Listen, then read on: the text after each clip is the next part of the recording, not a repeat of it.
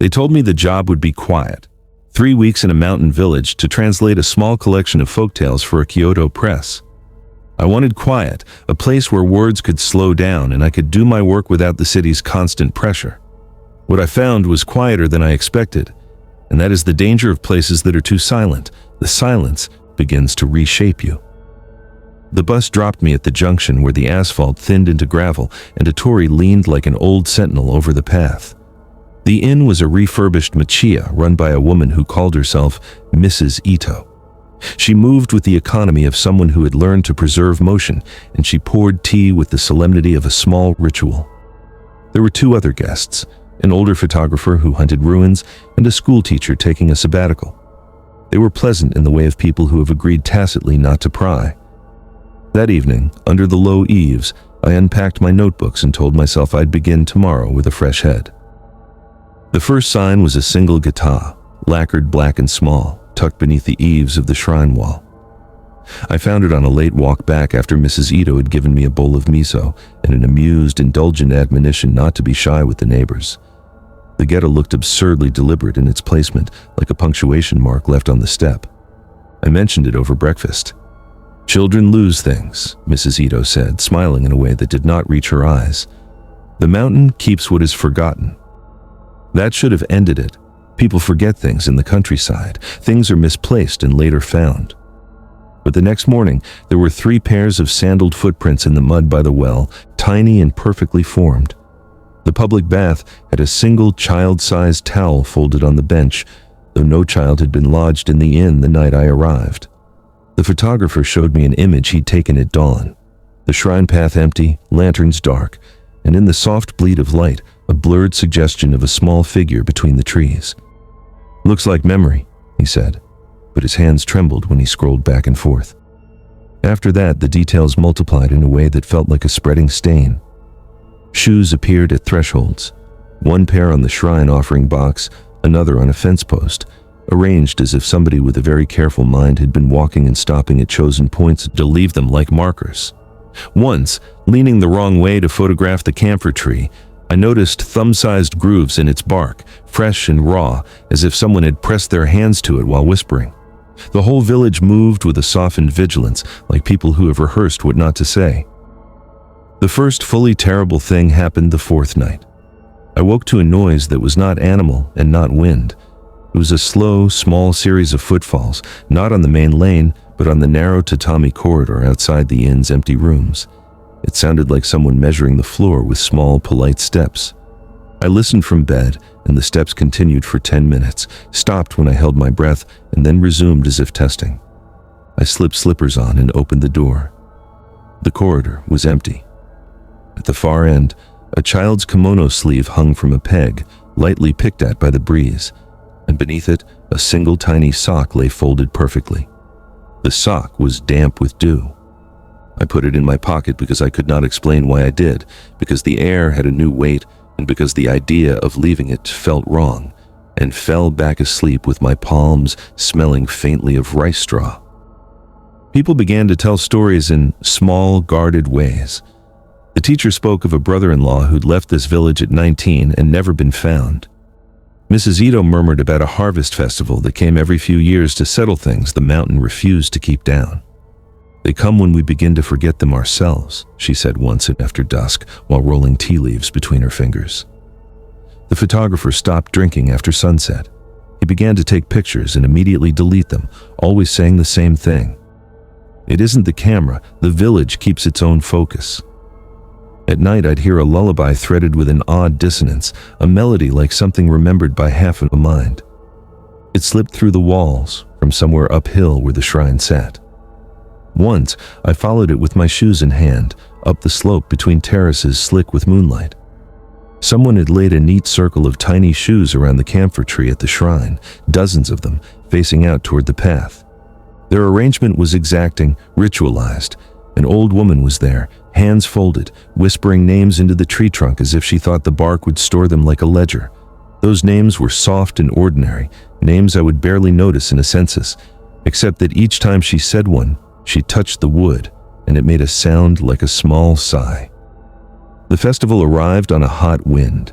Lanterns dangled from eaves, and children, when they came, moved with the strange restraint of the initiated. The priest led a procession that wound like a seam through the village. People linked arms around the camphor tree and walked, slow, chanting in a voice that had more to do with adhesion than words. When they reached the offering box, they stood and pressed something into the old wood, paper, a coin, a folded scrap, then leaned their foreheads to the bark and spoke. Some wept, low sobs pressed into the collarbone. Others whispered names. The air tasted like incense and the metallic tang of something like fear. I thought of leaving that night. Instead, I stayed and watched the procession thin into small groups that wandered the streets. At the base of the shrine I found, back to back with a neat crescent of shoes, a single black geta propped on a stone. It looked exactly the same as the one I'd found the first week. Lacquer, shining in a way lacquer does when it has been wiped 3 ways a day. Beside it, someone had left a name card, as if the geta had a pending appointment. I leaned down to read it, and my fingers brushed wet moss. The card read, in a handwriting I did not know, the name of a child mentioned in a neighbor's gossip, someone the village claimed had strayed toward the mountain one rainy afternoon and never returned. You learn quickly in places that ask for silence why people keep secrets. Conversations fracture into half sentences. We do what we must, and it's the mountain's way. I asked directly one morning, too directly, in the flat light of a breakfast table, if anyone had ever gone missing. The inn went quiet enough that when a spoon fell, it sounded obscene. Mrs. Ito's smile tightened in the precise place of an animal's muzzle when it is cornered. People wander, she said. The mountain keeps them and sometimes gives them back. The photographer would not meet my eyes. On my last night, the photographer invited me to look through his camera. He showed me one photo he had not deleted, the camphor tree at dawn, rings of lacquered shoes at its base, and in the soft smear of early light, a shape that could not be explained by shadow. It had the wrong proportions, too small and too deliberate, and where on the ground there should have been only moss, the camera had captured the faint impression of a pair of footprints leading away uphill into the fog. When I asked him if he'd seen anything as he took the shot, he said only, "I think they take what they want to keep. We make offerings so they have something to wear." I left before dawn with my bag heavier than it ought to have been. On the bus, the valley receded and the torii shrank into a hairline silhouette. In my pocket, the small sock I'd picked up at the inn warmed against my thigh in a way that felt like a small animal. I told myself I was leaving with a story, with material that would translate into work and be sorted into paragraphs. But the sock was not a source. Its presence felt like an accusation. By the time Kyoto's neon smudged the horizon, the sock was gone from my pocket. I had no memory of dropping it. I checked my bag and my hands trembled, like someone who has come back from the water and cannot recall whether they swam or drowned. There are places where forgetting is not an accident but a process, a living thing that nibbles at memory. The mountain keeps what we misplace, the villagers told me with the resigned, private terror of people who have learned to bargain. They make offerings, they say names, they set out shoes. Sometimes, when the weather is right, the offerings are returned arranged like a sentence, order kept, voices acknowledged. Sometimes they are not.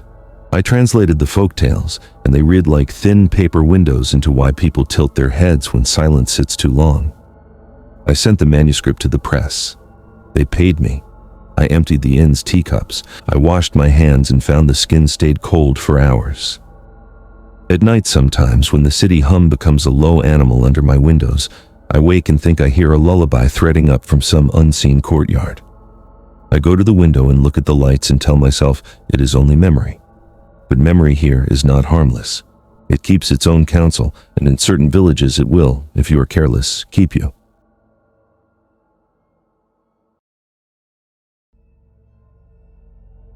I never meant to become a volunteer ranger in Aokigahara. It wasn't a job you applied for. It was more like the forest took notice of you and decided you were already part of it.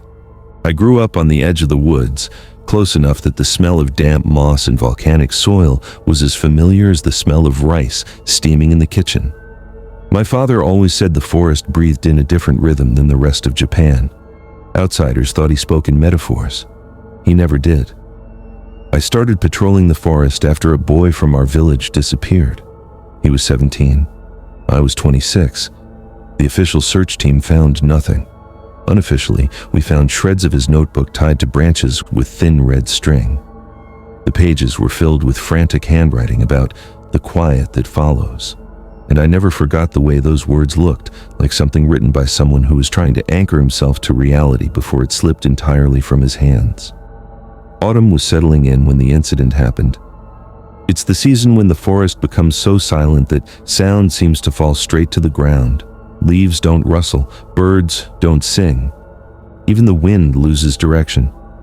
People romanticize that kind of silence. They call it peaceful. They don't understand that silence like that can unmake you if you're alone too long. The day began like any other patrol. My radio hissed with weak static, and my compass needle shook with the usual uncertainty. I walked along one of the lesser-used trails, noticing the way the light filtered through the sea of twisted trees, turning the forest into a maze of identical shadows. Then I saw the tent. A flash of red between the trunks, impossible to miss. It was pitched beside a narrow path where no one should ever camp. The fabric sagged as if something had pushed its way out. Its entrance flap hung open, stirring slightly even though there was no wind. "Hello," I called, keeping my voice steady. "I'm a volunteer ranger. If you're here, please answer." The forest offered nothing back. I crouched and opened the tent wider.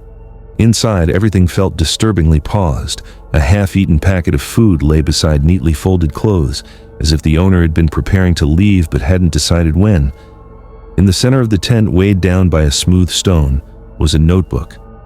The top page held a single sentence in English. "If you are reading this, I'm still here, I think." My gut tightened. I turned the page. The forest isn't the frightening part. It's the way it rearranges itself when I'm not looking. Another entry. Someone walked it around my tent last night. Small footsteps, slow, careful. When I checked outside, there was nothing but darkness. This wasn't the writing of someone unraveling emotionally. This was someone documenting something they believed was real. The last entry was written 4 hours before I arrived. "Hello?" I tried again, louder this time. "If you can hear me, stay where you are. Don't wander." The air tightened around me, as if the silence had weight now. I stepped back and scanned the ground. A faint trail of footprints, too small for an adult, too light for a child, led away from the campsite into the deeper parts of the forest. I followed the prints cautiously. Every few steps, I felt the sensation of movement behind me, but every time I turned, the trees stood perfectly still, as if guarding secrets. Then I reached the first clearing.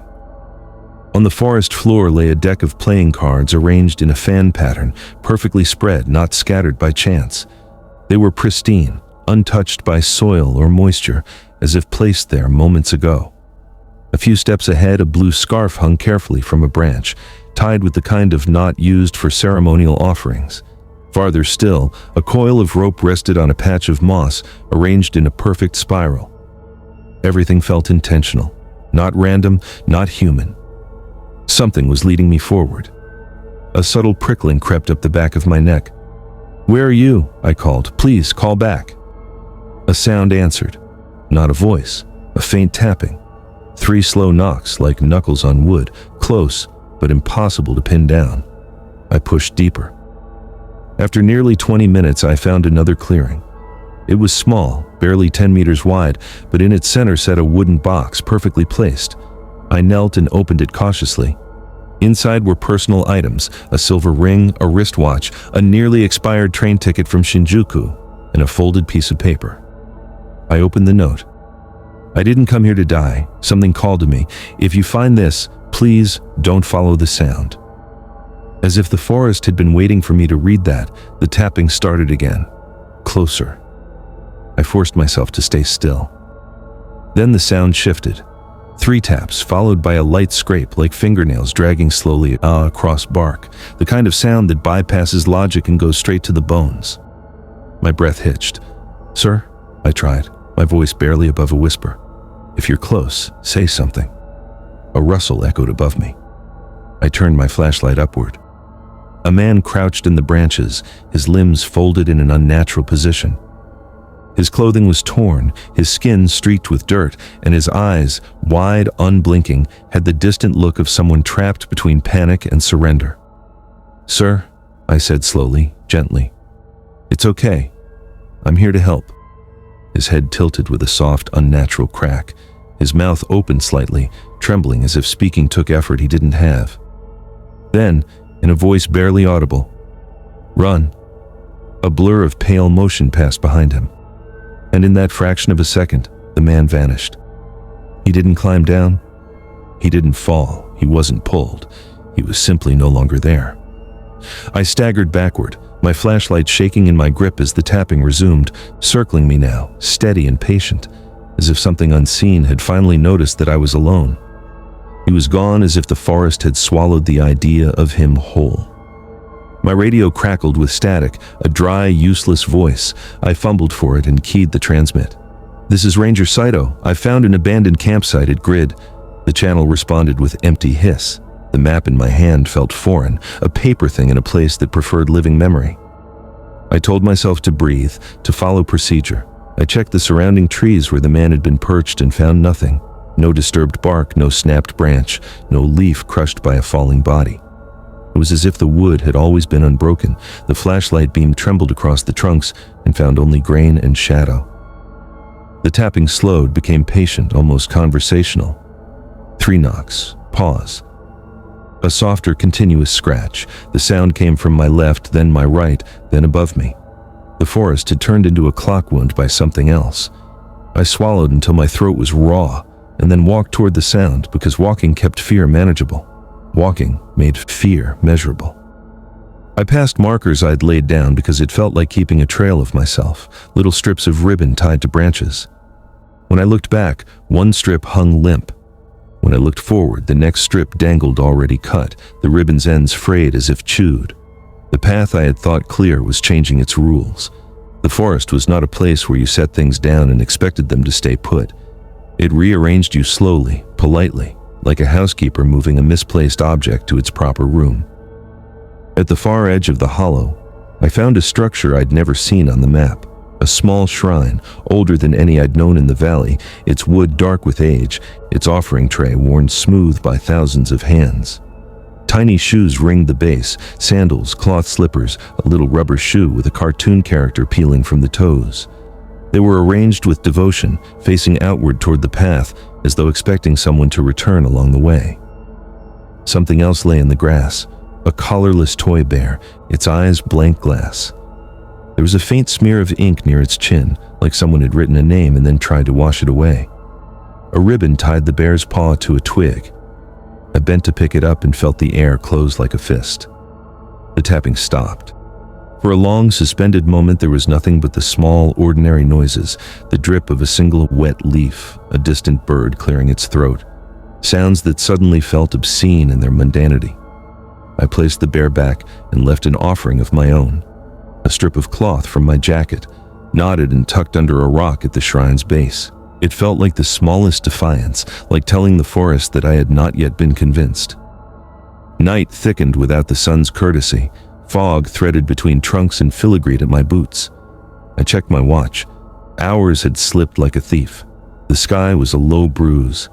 My radio found a voice then, a distant station that hissed and named coordinates, promised to check in. I answered and told them I'd found evidence of habitation.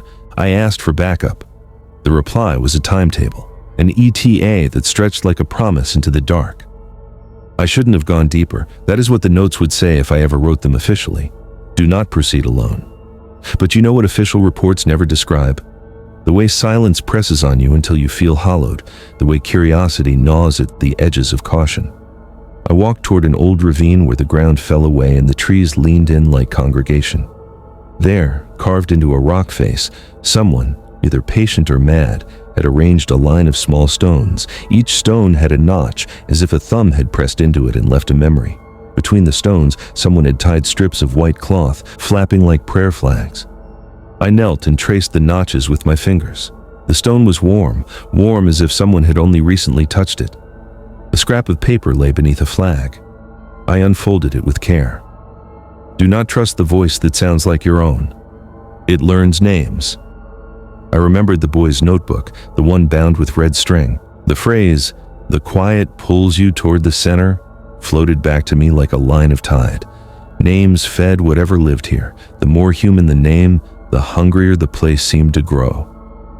I moved slowly, because any sudden motion felt like tempting the forest's attention. My boots sank into soft, loamy earth. My flashlight picked out pale tracks, 2 parallel lines, then a set of small, halting prints crossing them. They led toward a thin, younger stand of trees where the light fell differently, as though some invisible veil separated one pocket of the forest from another. A sound rose, singing, a small nursery rhyme, pitched low and uncertain. It did not belong to a throat nearby. It was everywhere and nowhere, like fog made a voice. My whole body prickled. The voice carried a cadence that made my bones ache. It had the same inflection as my mother's lullaby, the same rise and fall I'd heard as a child. For a terrifying second, I thought I could make out words. Come home. Come home. The air tasted like old paper and pennies. I called out the name of the missing boy from our village because his name was the only compass I had, because calling it felt like pushing against whatever had learned to take names and reorder them. My voice returned softened, layered, and then, somewhere behind me, a single syllable answered it in a voice that mimicked mine so precisely that it made my scalp crawl. Saito. The radio slipped from my hand and clattered against rock. For a moment, the world reduced to one long note. I wanted to run, to put as much distance as possible between me and the small, mocking echo. Instead, I stood there and listened to the forest answer me in a voice like my own name. The voice began to speak lines I knew, phrases I'd said to myself in private. It's okay. It's only the quiet. Don't be afraid. The mimicry was gentle. It felt like comfort. It felt like betrayal. I moved to find the source. My feet betrayed me. The earth tilted. Something tugged at the hem of my jacket, not hard, but insistently, like a child asking to be held. I turned and saw nothing but fog and the suggestion of a path. My hands were numb. The voice continued coaxing. We are here. We are patient. Come sit by the roots. I thought of the boy's notebook and the final line. If you are reading this, I'm still here. I think. The not words of the forest were softening into sentences. It wanted me to listen, to keep ordering its vocabulary. If names were power, words were its meal. Leave, I said, not softly, but with the loudness of someone who needs to be heard over something larger than fear. If you want a name, take mine, take my job, take whatever you need, but do not take the living. Silence answered me at first, then a breeze moved through the trees that felt like a deep exhale. The tapping ceased. The mimicry faltered into stuttering. In the fugue of the forest, a real sound came, the snap of a twig, the clack of boot on root. Voices then, human, firm, calling my name and giving light, flashlights sweeping through fog, a chorus of other rangers and volunteers arriving at last. They found the campsite, the scattered possessions, the single trail of childlike footprints that led to a wall of mist, and stopped, as if someone had closed a door. We searched until dawn, and then for days after. We found strands of hair snagged on branches, a watch stopped at a certain hour, a folded train ticket. We did not find him. We found other things, small offerings neatly placed in unlikely places, the half-mossed imprint of a toy shoe pressed into a soft patch of earth. We recovered the notebook pages and wrapped them in plastic. We recorded statements. We drew maps. We labeled the area as sensitive and installed signs. At night, when I lay at home with the windows shut and the radiator clicking, I would wake hearing a lullaby in the next room. Once, I dreamed that a pale hand had been waiting all these years to press back a name. The forest keeps what we leave behind and sometimes takes what we try to carry out with us. That night taught me the hard rule of Aokigahara. It does not want witnesses who do not belong. It values names and the cadence of our voices, and it is skilled at both. I kept volunteering because abandoning the place felt like letting it learn a new freedom. Each patrol stitched me back into a pattern, maybe foolish, maybe necessary, of presence and warning. When I walk those trails now, I never call my own name aloud. I whisper it under my breath and never let it be the first sound the forest hears.